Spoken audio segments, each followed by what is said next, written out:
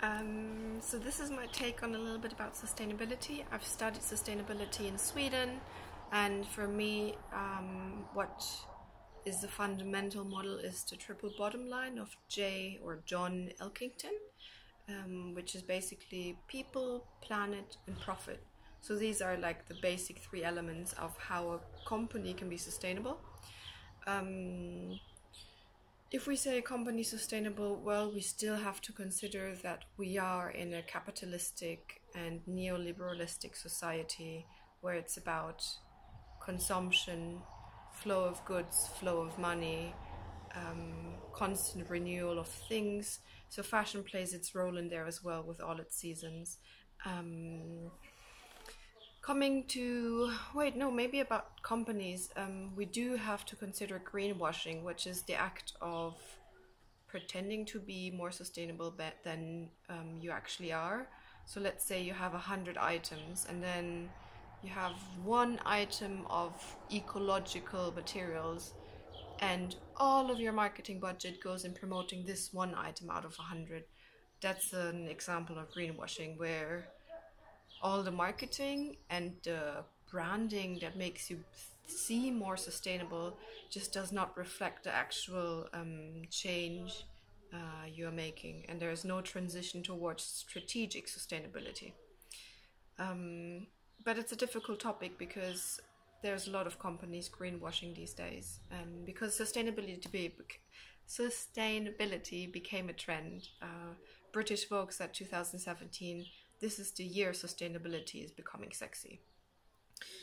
In terms of fashion, I must say that the buzzword of sustainable fashion is quite like an umbrella term.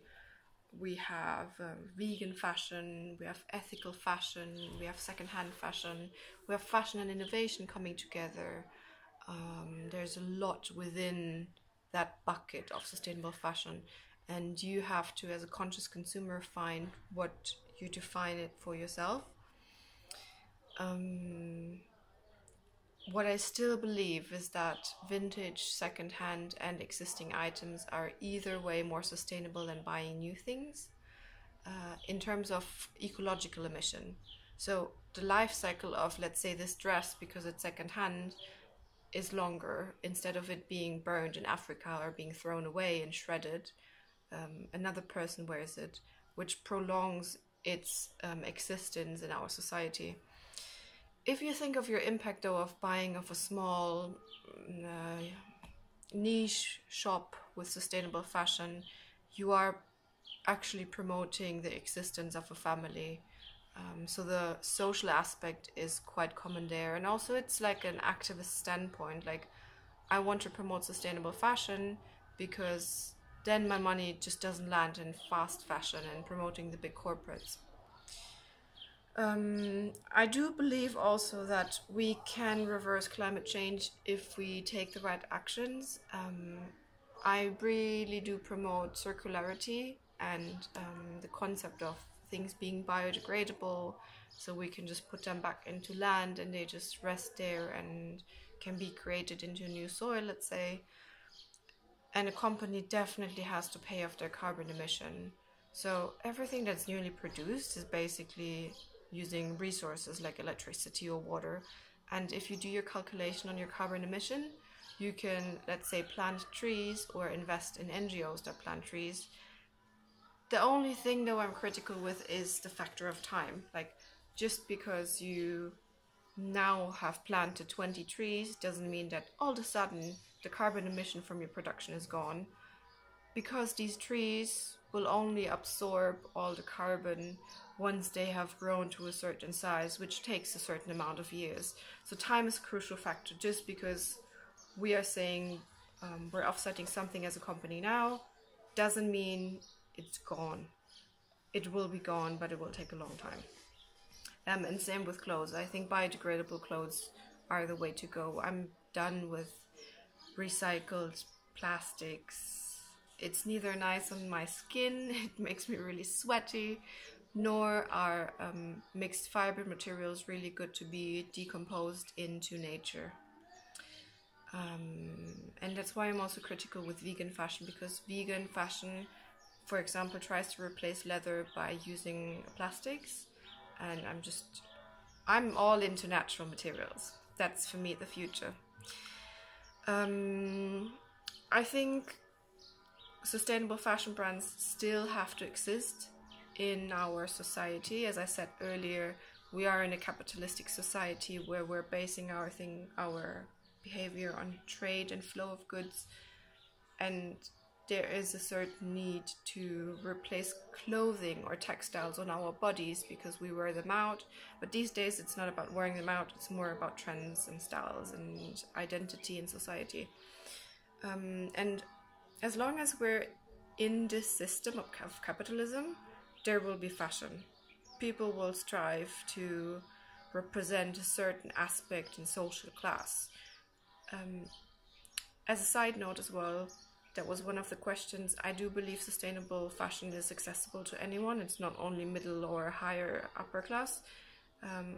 As I said, sustainable fashion is also vintage and secondhand, and that's with its price point usually pretty low. So I think that accessibility is for anyone.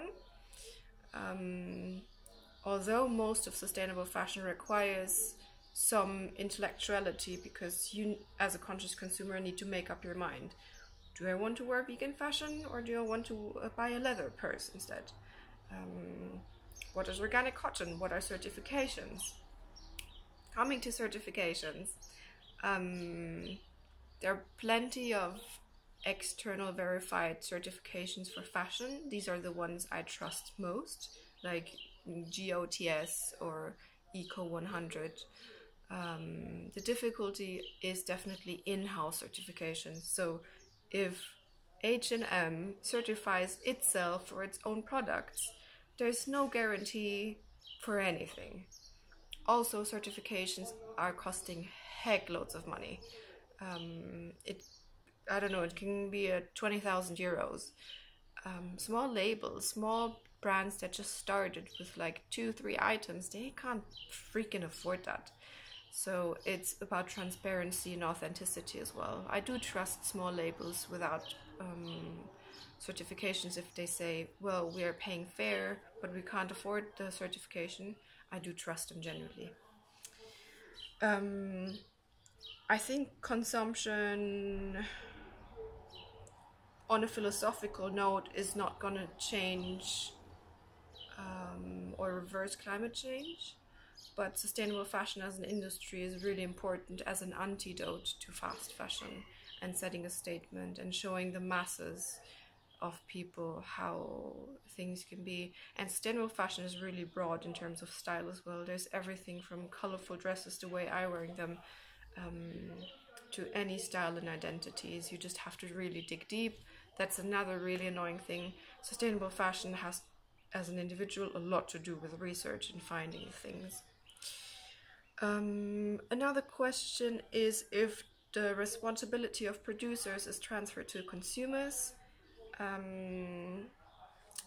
I do not think so. We, at least in the European Union, have a lot of laws like supply laws or chemicals that are not being in the market.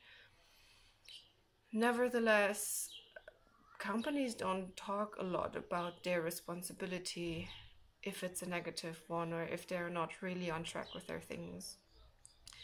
And then another question I would like to answer is the critical aspect of stores bringing out new seasons. Well, you can still do that if you are doing it in a soothe and long-term aspect. It's not like Zara doing 52 seasons a year, but if you do 2, I'm pretty fine with that. That's just the natural way to go with our seasons of like spring and heat and summer and winter clothing.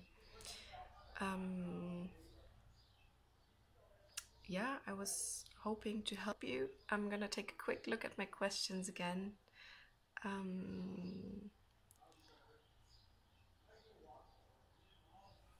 I think that's pretty much it. How to deal with the claim that ethical consumption approaches market logic and limits all decision making to money. That's a deep thought, actually. I'm not sure about that, because ethical consumption, yes, indeed, still goes with market logics I've mentioned earlier.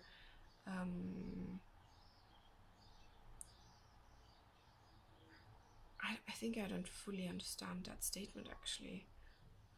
So I'm going to leave it up here.